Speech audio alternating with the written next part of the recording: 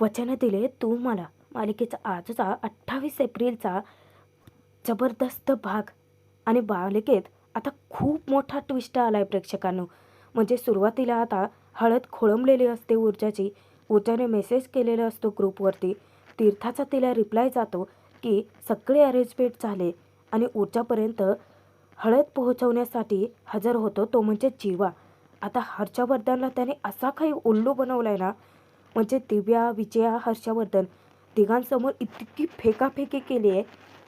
आणि शेवटी जीवाने आता उष्टी हळद ऊर्जापर्यंत पोहोचवले सुद्धा. त्यातच आता स्वतः शौर्य लग्नाबद्दलचा निर्णय ऐकावून हर्षवर्धनच्या समोरून ऊर्जाकडे निघालेला असतो. तेव्हाच आता हर्षवर्धनने त्याला गळ घातले. त्यातच पूर्वाने ऊर्जासाठी धक्कादायक निर्णय घेतलाय. पण मग आता हर्षवर्धनने काय गळ घातले असेल आणि शौर्य ती मान्य करेल? आणि पूर्वाने आता कोणता असा धक्कादायक निर्णय घेतलाय ऊर्जा आणि शौर्याच्या बाबतीत, ज्यामध्ये हर्षवर्धन सुद्धा इन्व्हॉल्व आहे? खरं तर पूर्वाने हा निर्णय हर्षवर्धनमुळेच घेतलाय. पण तो निर्णय आहे तरी काय, पाहणार आहोत प्रेक्षकांनो. आणि त्यासाठी तुम्हाला भाग शेवटपर्यंत जरूर बघावा लागणार आहे. तर भाग कसा वाटतो ते कमेंट करून कळवत चला प्लीज. ऊर्जाची हळद खोळंबलेली असते. सर्वजण बायका उष्ट्या हळदीची वाट पाहत असतात आणि तिथे नेमकं चाचानं उदाहरणं येतं की अजूनही उष्टी हळद कशी काय पोहोचली नाही. तळवी काकू म्हणतात की आम्ही उगाचच वाट बघतोय का मग. आता ऊर्जाला सुद्धा टेन्शन येतं. पद्मा ऊर्जाला विचारायला सांगते की उष्टी हळद कधीपर्यंत पोहोचेल. ऊर्जा ग्रुपवरती मेसेज टाकते की उष्टी हळद कधीपर्यंत पोहोचणार आहे. तीर्थ तिला रिप्लाय देते की अरेंजमेंट झाली आहे, थोड्या वेळातच येईल. तेव्हा ऊर्जाची कळी खुलते. खुश असते ती. आता इकडे शौर्याचा मास्टर प्लॅन ठरलेला असतो. शौर्याची उष्टी हळद ऊर्जापर्यंत पोहोचवणार असतो जीवा. आणि जीवाची जबरदस्त एंट्री होते जहागीरदारांच्या घरात. पण जहागीरदारांच्या घरात पाऊल टाकता क्षणी जीवाची भेट होते विजयासोबत. जीवाला तिथे पाहता क्षणी ते आश्चर्यचकित होते की जीवा तू इथे. जीवा सांगतो की मग आपले साहेब कोमात जाऊन बाहेर आलेत ना, त्यांचीच भेट घ्यायला आलोय आता. त्यावर विजया म्हणते की काही विचारूच नकोस, आम्ही कोणत्या दिव्यातून गेलोय ना आमचं आम्हालाच माहिती. त्यावर जीवा म्हणतो की नाही समजलंय ना मला, अहो म्हणूनच तर धावत इथे आलोय. आहेत कुठे तुमचे वीर. विजया त्याला सांगते की आहे ना त्याच्या खोलीत, चल. आता अचानक जीवा थबकतो. नाही म्हणजे तुम्ही कशाला येताय ना काकू. मी आहे, जातो, भेटतो त्याला वरती, तुम्ही करा ना तुमची कामं. विजया हसत विचारते की अरे मला कसली आलेत कामं. जीवा बरोबर विजयाला खोळात घेतो. मी काय म्हणतोय काकू, काय आहे, मी खरं तर ना शौर्याचा कान पिळायला इथे आलोय. आता तुम्ही जर समोर असाल तर त्याला उगाचच सपोर्ट मिळेल ना.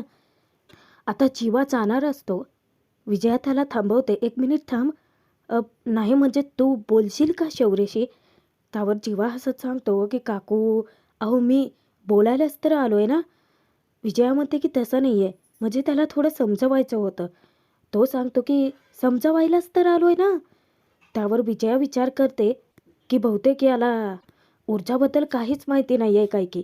कारण जेव्हा विजया त्याला सांगते की अरे दुसरं काहीतरी समजवायचं आहे, जीवा असं दाखवतो की जसं काही त्याला माहीतच नाही आहे. तो विचारतो की हां कळलं कळलं, आजकाल तो खूप मोठमोठ्या केसेस हँडल करतोय ना, त्याचंच जास्त डिप्रेशन असेल त्याला, बोल तुम्ही त्याच्याशी. आता विजया विचार करते की ऊर्जाबद्दल जर काही माहीतच नाही आहे याला तर बोलण्यात तरी काय अर्थ आहे. म्हणून ती जीवाला तशीच चावू देते. जीवा थोडा मुश्किलीनेच विजयाच्या कचाट्यातून सुटलेला असतो. तिकडे सर्वजण जीवाच्या येण्याची वाट पाहत असतात. आदित्य तीर्थाला सांगतो की जीवा आलाय की नाही ते बघायला. इतक्यात तीर्था दरवाजा उघडते आणि समोर जीवा हजर. आता शौर्य त्याच्यावरती वचकतो की किती उशीर लावलास रे याला. जीवा म्हणतो की ए तू तर काही बोलूच नकोस, गप्प बस. नाही म्हणजे असं अचानक तू मला फोन केलास. एकतर मी बाहेर होतो म्हणून त्यामुळे मी थेट इथे पोहोचू शकलो या. आदित्य अचानकच जीवाला हळद लावणार तो समजावतो की अरे भाई मला कशाला लावतोय तू. अरे मला उष्टी हळद घेऊन बाहेर पडायचं ना. हां पण मी याला मात्र लावू शकतो. आता शौर्य जीवाला ओरडत असतो की वैंग्या जरा हळू हा. मग तर जीवा मुद्दाम त्याला इतकी हळद लावतो की सर्वच जण आता तिथे खळखळून हसत असतात. शौर्य तीर्थ आणि सोनाला पटकन ती उष्टी हळद एका डब्यात भरून आणायला सांगतो. आता जीवा शौर्याची अशी फिरकी घेतो ना, तो विचारतो की काय रे, नाही म्हणजे तू आता एकावर एक ॲडव्हेंचर करायचंच ठरवलंयस का? अरे कॉलेजमध्ये असताना साधं फाईट करायला सुद्धा जमत नव्हतं तुला, आणि आता डायरेक्ट बुलेट. पण मी काय म्हणतो वांग्या, म्हणजे आधी एकदा जर आत्महत्या करून झाली आहे तर दुसऱ्यांदा कशाला करायची आहे ना? आता जीवा हे लग्नाबद्दल बोलत असतो. शौर्याला ते उमगतं. मुद्दामच तो त्याचीही थट्टा करतो. अच्छा, म्हणजे तू पण आधी आत्महत्या करून पुन्हा फिरून वाजत गाजत आत्महत्या केली आहेस, हो की नाही? त्यावर जीवा म्हणतो की काही म्हणा वांग्या, पण त्या दिवशी मी आणि नंदिनीने जे काही समजावलं त्याचा फरक पडलेला दिसतोय. जीवा विचारतो की काय म्हणजे कधी आहे लग्न? आज संध्याकाळी? शौर्य सांगतो की हो. लग्नासाठी जीवा त्याला ऑल द बेस्ट करतो. इतक्यात सोनल तीर्था एका डब्यात हळद घेऊन येतात. शौर्य पटकन तो डबा जीवाच्या हाती टेकवतो.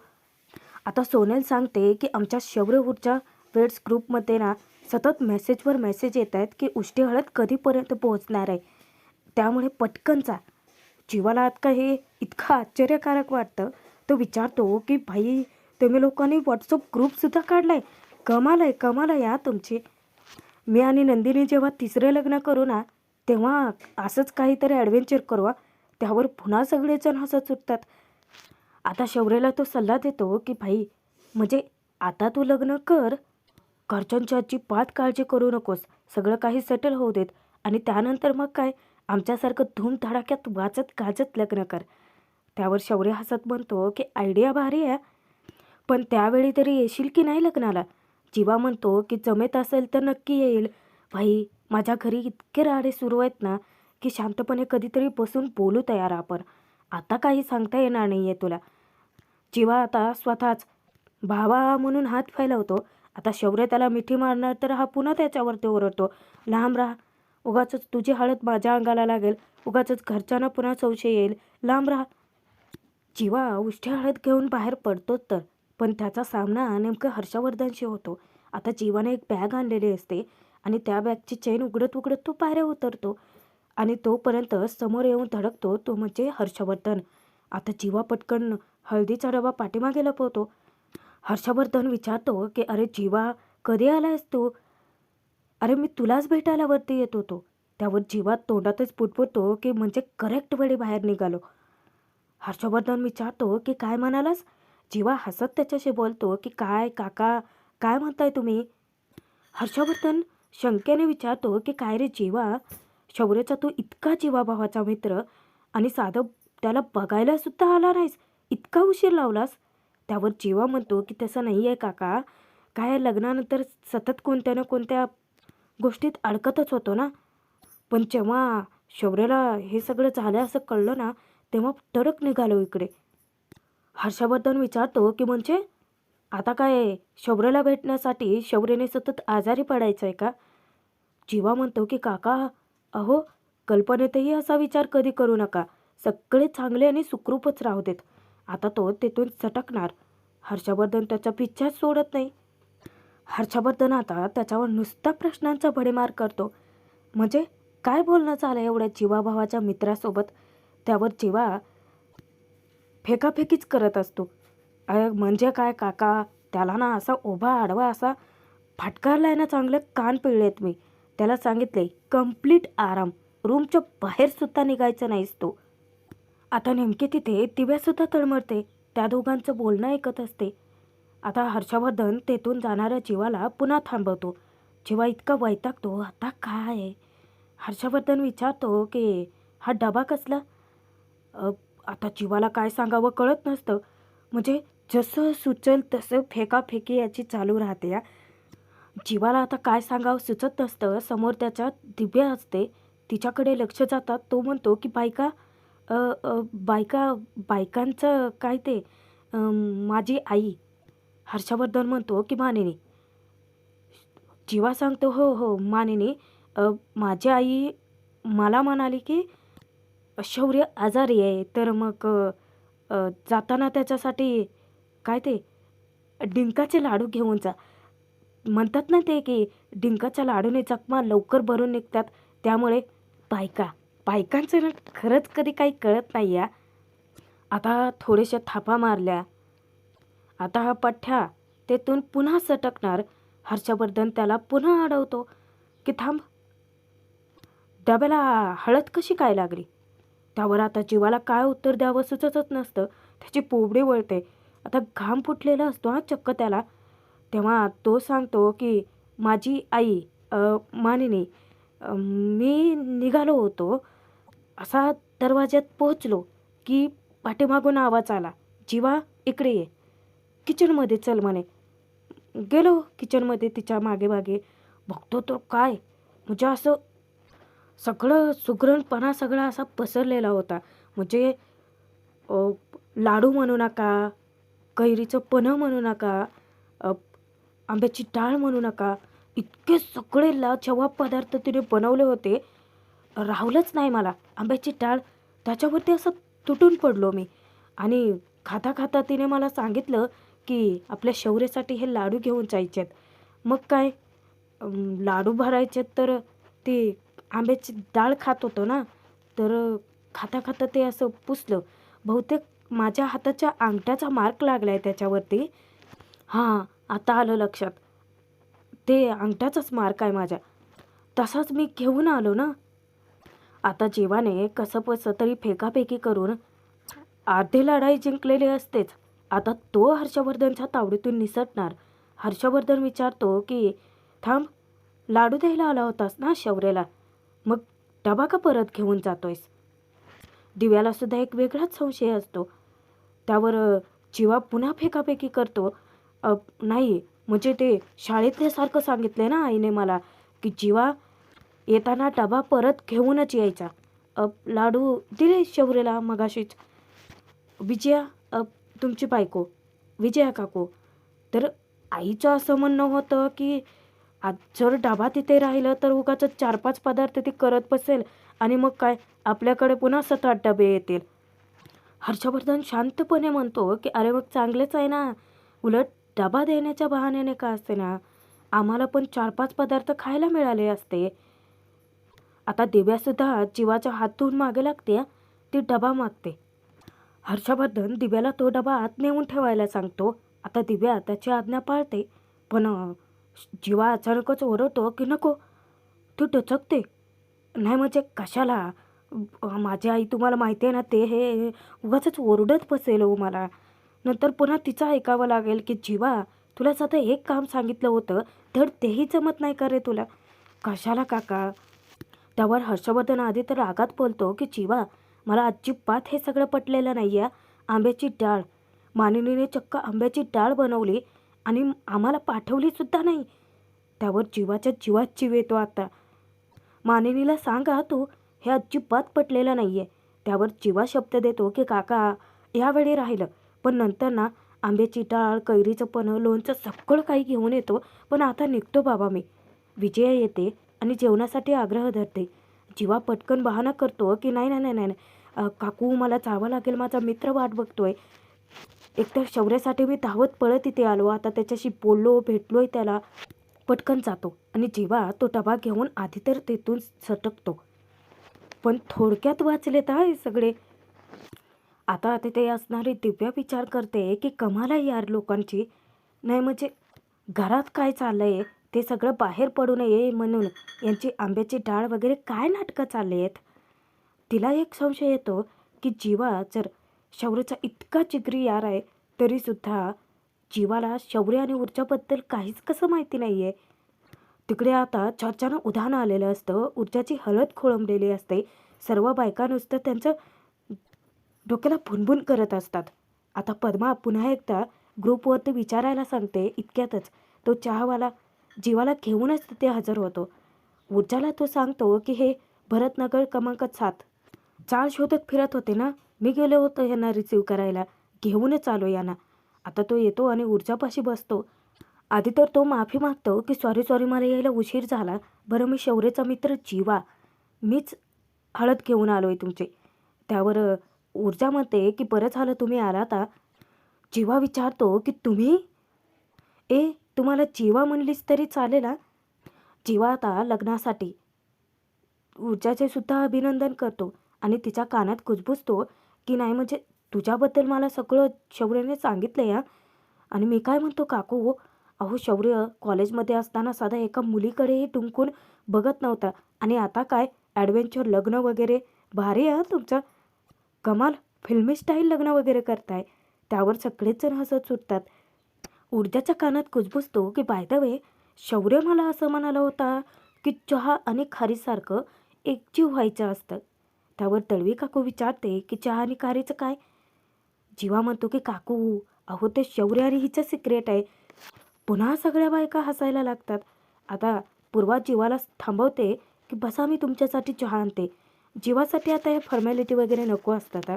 तो सांगतो की काकू राहू देत, एकतर आधीच तुमची हळद खोळंबले, हळदला सुरुवात करा आधी. त्यानंतर पटकन तळवी काकू आता लगबग चालू करतात. शौर्याची उष्टी हळद शेवटी ऊर्जापर्यंत पोहोचते सुद्धा आणि तिला लागते सुद्धा. आता सर्वात आधी पूर्वा पुढं येते आणि ऊर्जाचं औक्षण करून घेते. त्यानंतर हळदीला सुरुवात होते. पूर्वा स्वतः ऊर्जाला हळद लावते पहिल्यांदा. ऊर्जा इतकी खुश असते आणि तिला पाहून पूर्वाचा आनंदसुद्धा द्विगुणित होतो. त्यानंतर तळवी काकू येतात. तळवी काकू ऊर्जाला हळद लावतात. मस्त आनंदाचा माहोल बनलेला असतो. त्यानंतर पद्मा, इतर बायका ज्या आहेत चाळीतल्या, त्या सगळ्याजणी येऊन ऊर्जाला हळद लावतात आणि थोड्याच वेळात आता त्यांची एन्जॉयमेंट चालू होते. सर्वजण आता गाण्यावरती ठुमका धरतात आणि त्याच्यामध्ये नाचायला आपला जीवासुद्धा हजर असतं. ऊर्जासोबत तोही डान्स करतो. आता चाळीतल्या सगळ्या बायकांनी ऊर्जाला घेराटा घातलेला असतो. त्यामध्ये ऊर्जा एकटीच नाचत असते. सर्वजण तिला चेअरअप करत असतात. सोबतच आता ऊर्जा पूर्वाला सुद्धा डान्स करण्यासाठी पुढे ओढते. त्यानंतर जीवा, पूर्वा, ऊर्जा तिघेही मस्त अशी एकत्र फुगडी घालतात. आता काही वेळानंतर ऊर्जा एकटीच स्वतःला आरशात निहाळत असते.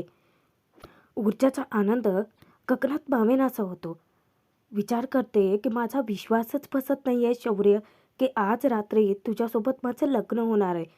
तसंच काहीसं शौर्यसुद्धा स्वतःला आरशात पाहून आनंद साजरा करतो की ऊर्जा, खरं तर माझा विश्वासच बसत नाही आहे की आज लग्नानंतर तू कायमची माझी होणार आहेस.